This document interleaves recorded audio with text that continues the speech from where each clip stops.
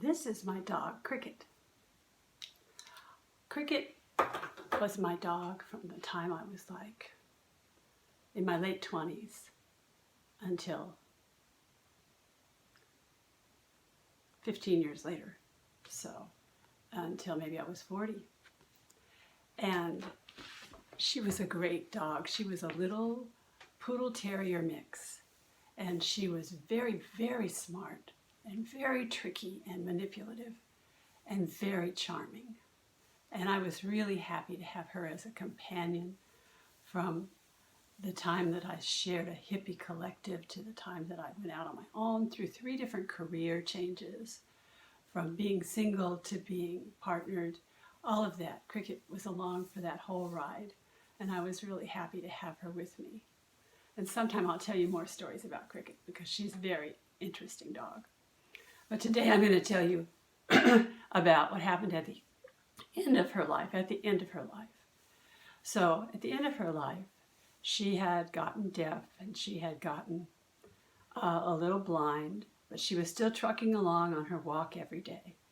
We'd take her out for a walk and bring her back, and she'd sleep and she'd be her usual self. And then one day, I took her out on her walk and she suddenly collapsed.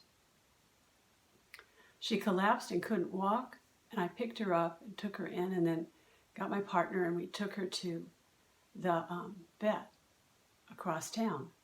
We took her to the vet and they examined her and they said they might be able to do something to give her more time. They wanted to keep her overnight. So I told them, here's my phone number, and if anything happens tonight, call me and I'll come right over. So we went home, we went to bed, and in the middle of the night, they did call and said they almost lost her, but they thought if we came, we could be there before she went. So we got in the car, and it was maybe like 2 or 3 in the morning. We drove across town, we got to the vet, we rang the doorbell, they let us in, we went through the empty vet's office down to the back, and there she was sitting on the table, laying there all weak and looking very ill. And so I got to be there and hold her while she died. So we left her body there so they could make cremation plans for us. And my partner and I went to a coffee shop and we talked about Cricket. We told Cricket stories, all the funny things she'd done, how much we liked having her in the house. And then we drove home. When we got home, we turned in the driveway, and we lived in a triplex in an apartment at the back of the property, above the carport.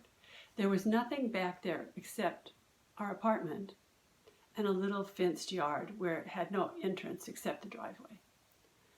And so we pulled up the driveway and started turning into the carport, which was under the apartment. And as we were turning, suddenly from out of that yard in the back came 2 dogs. They were medium-sized dogs, and they were walking in perfect unison together down the driveway toward us. One of them had a big circle on its eye. And they walked until they came to the window where I was driving, and they stopped right by the window, and they turned their heads and they both looked at us in unison.